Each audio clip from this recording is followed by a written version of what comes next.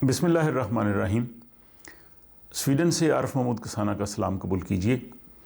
कुछ अहबाब की जानब से ये सवाल आता है कि स्वीडन में जॉब अपॉर्चुनिटीज़ कैसी हैं और किन किन प्रोफेशंस में जो है वो जॉब हासिल करना आसान है और इसका तरीक़ाकार क्या है, या अगर कोई पाकिस्तान में या दीगर ममालिक में मुकीम है तो क्या वो स्वीडन में जॉब हासिल कर सकता है या वर्क परमिट किस तरह से लेगा, और यहाँ पे जो है वो जॉब मार्केट में एंटर होने का क्या तरीक़ाकार है।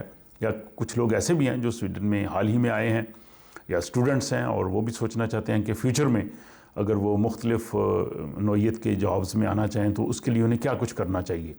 तो ये एक तफसील तलब सिलसिला है और इसमें हर एक पे जो है वो अलग अलग तफसील से बात होगी और ये सीरीज़ मैं शुरू कर रहा हूँ। इससे इंशाल्लाह आप लोगों को काफ़ी मालूमात मिलेंगी। जो मेरे ख़ुद 25 साल का जो तजर्बा है स्वीडन में रहते हुए, और मेरे दोस्त अब जो मुख्तलिफ़ शोबाजात में जब काम कर रहे हैं, जब उनसे इंटरेक्शन होता है, और ख़ुद मैं अपने जॉब पे भी जो हमारी ट्रेड यूनियन है साको, उसका मैं रिप्रेजेंटेटिव हूँ।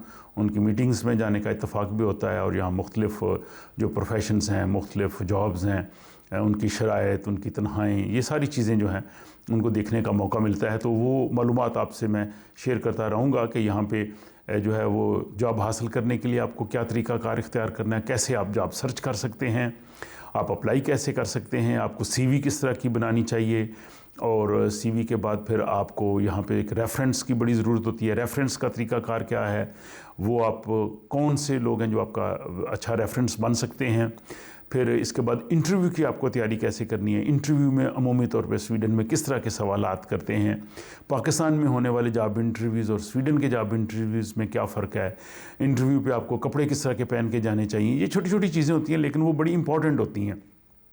इसके बाद यह है कि जब वो प्रोसेस हो रहा होता है एम्प्लॉयमेंट का, तो उस दौरान आपने क्या करना है। आपने जो आपको जॉब देने वाली अथॉरिटी है या उसमें जो ट्रेड यूनियन के लोग हैं उनसे आपने किस तरह से रब्ता करना है। आपने जो जॉब की शराइत हैं उनको किस तरह से देखना है।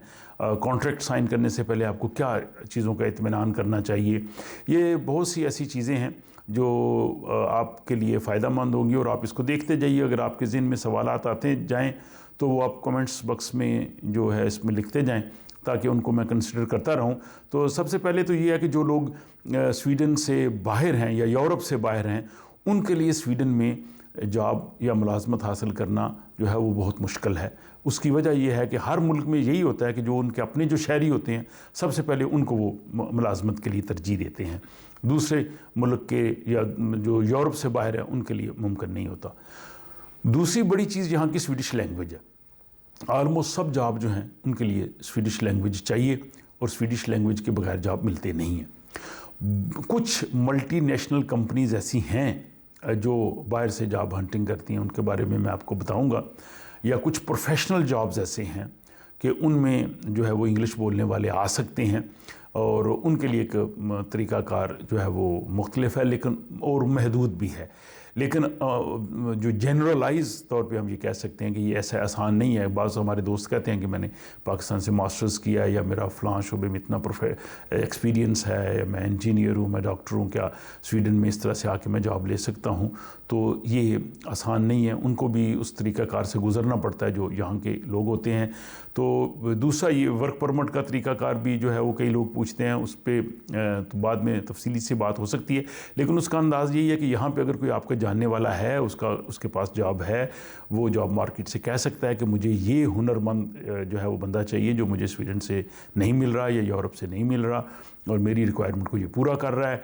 फॉर एग्ज़ाम्पल किसी रेस्टोरेंट पे बहुत ही ख़ास किस्म का उनको शेफ़ चाहिए, या किसी जो है वो और किसी इंडस्ट्री में किसी वर्कशॉप में कोई इस तरह का बहुत स्पेशलाइज्ड किस्म का, तो वो आदमी उसके लिए कोशिश कर सकता है। लेकिन यहाँ पे मैं आपको ज़रूर ये कहूँगा कि बाज़ जो एजेंट्स हज़रात हैं जो लोगों से पैसे बटोरते हैं, आपको झांसा देते हैं, उनसे ज़रूर बच के रहिए। तो ये जॉब के हवाले से जॉब मार्केट स्वीडन की कैसी है, यहाँ पे अनएम्प्लॉयमेंट कैसी है और इसके लिए किस तरह का आपको तरीक़ाकार इख्तियार करना है, ये तमाम तफसीलात आइंदा आने वाले दिनों में एक एक जो है वो टॉपिक इस पे बात होगी और इनसे यकीनन आपको जो है वो इन्फॉर्मेशन मिलेंगी। और आपके अगर कुछ आने वाले हैं या जो स्वीडन आ रहे हैं या स्वीडन में मौजूद हैं तो मेरा ख्याल है कि इनसे वो ज़रूर फ़ायदा उठाएंगे। तो जैसे मैंने गुजारिश की कि अगर आपके जहन में भी सवालात हों आप कमेंट्स बॉक्स में ज़रूर लिखिए ताकि उनको देखते हुए मैं आइंदा आने वाली वीडियोज़ में जो है वो बात करूँ। और इन वीडियोज़ को देखने के लिए डेफ़िनेटली आप इस चैनल को अगर सब्सक्राइब करेंगे तो आपको जो है वो नोटिफिकेशन के ज़रिए इल्म हो जाएगा कि नई वीडियो आई है जिससे आप देख के कुछ फ़ायदा उठा सकें। मुझे इजाज़त दीजिए और अपना ख्याल रखिए। खुदा हाफिज़।